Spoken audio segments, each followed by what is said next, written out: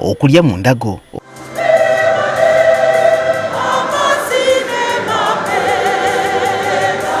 Okwolesa amazina g'ekinnansi ku n'ennyimba by'emu ku byesungwa abalamazi naddala ku kigwa ky'abajulizi abakatolika Namugongo buli mwaka.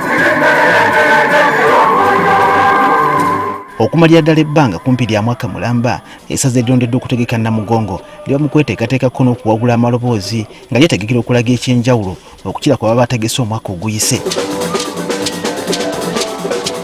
Obutawukana kera nga bwekisuubirwa, ab'essaza erya Nebbi abategesi b'omwaka guno bayungudde kwaya y'abantu 300 abasuubira okuyimba n'ennyanja zikunkumuke.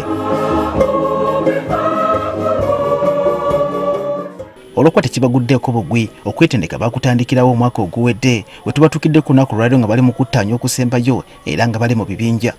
Oŋŋom Raphael akulira okutendeka abayimbi mu ssaza lino atugambye nti abayimbi babakuŋŋaanya okuva mu bisomesa 22 ebiri mu ssaza lino era nga bwe kimu kyavuddemu abayimbi 13 kugatta n'abajjudde mu kisomesa ekitwalibwa ng'ekyebunaayira oba ekyabatuuze b'e Nebbi abali mu kibuga Kampala.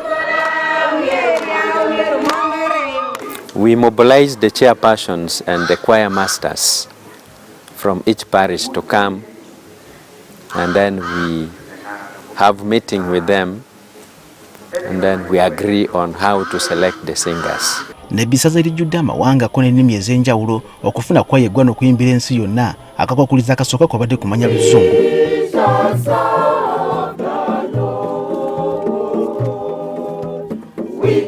Such a person will be able to try to pronounce those words if they have been asked to pronounce it, and you pronounce it and say repeat after me.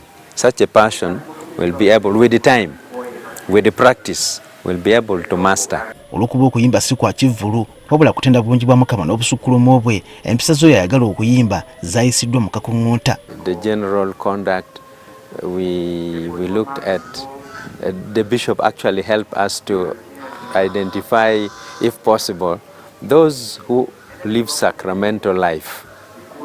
That should be number one criteria. Kyokka kino okukiteeka mu nkola kwabaleetedde emitawaana abamu ku bayimbi abatalondeddwa ne batuuka n'okutiisatiisa okwabulira ebyokusinza.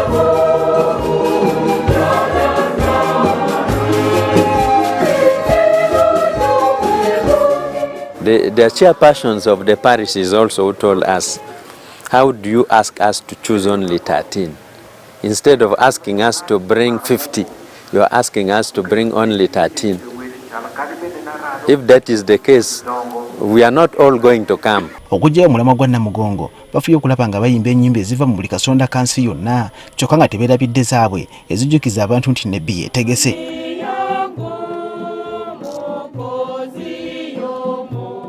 There are our local songs that we use here within, in our chapels, in our zones, and in our Christian communities, and in the parish and the diocese. And then there are songs that we have selected that are sung in other dioceses of Uganda. Okusinza ku bika by'amawanga abali mu ssaza erya Nebbi bagwa mu kika ekimanyiddwa nga Nilotics, kale ng'enjatula y'ebigambo ya njawulo nnyo naddala okuva ku kika ky'abala bamanyiddwa nga Babantu. Kino kibawadde akadde akazibu ddala okusuwazako n'okwatula ebigambo ebimu.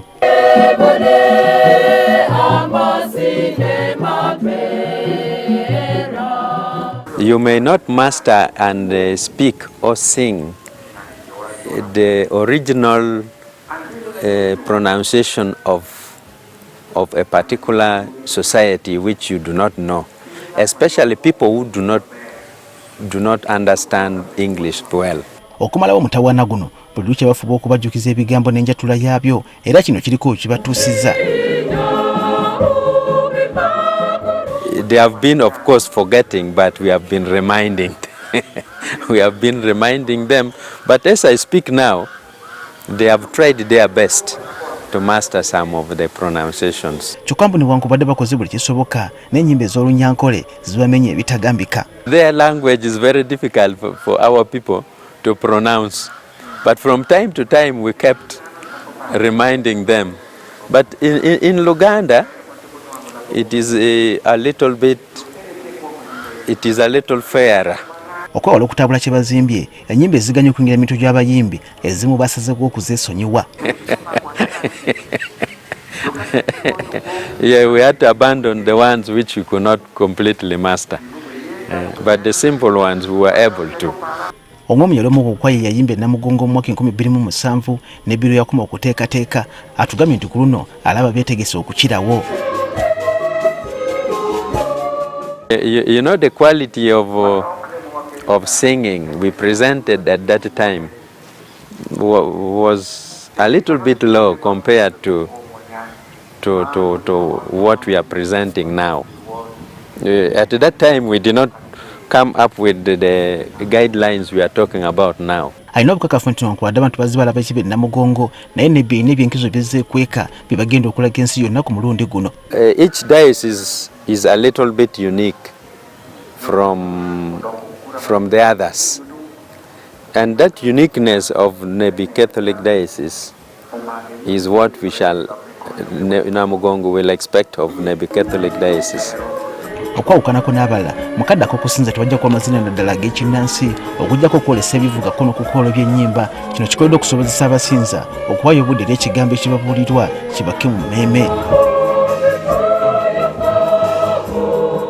They will enjoy our songs, our music in Alur, in Madi, in Lugbara, and the way we participate in the liturgy. Bewera nti amaanyi gaabwe bakugalagira nnyo mu bivuga eby'ekinnansi naddala amagwala. Many people have never seen wood producing music, but people will blow a piece of wood that will produce music, and that will be admirable. That is one of the aspects of our culture that they will admire, not necessarily during liturgy. Kuno bakugattako adungu ezinenyagira okukira amayenje olwo ekibuga kyonna kikwata omuliro. There are people who have never seen harps, adungu. There are people who have not seen the fiddle tubes, the reggae, odongo. There are people who have never seen certain types of instruments that we use. Guno mulundi gwakubiri nga Nebbi yeeyagalira Namugongo kyokka kisuubirwa nti kyebagenda okusanga ng'ekyenjawulo kyokka bwe bunene bw'ekifo okweyongera ko nawatula abayimbi awalongoosebwa ne bagaziyizibwa kakano basobola okutuuza abayimbi abasoba mu 600. Samuel Sebuliba, Agafe ku Spark TV.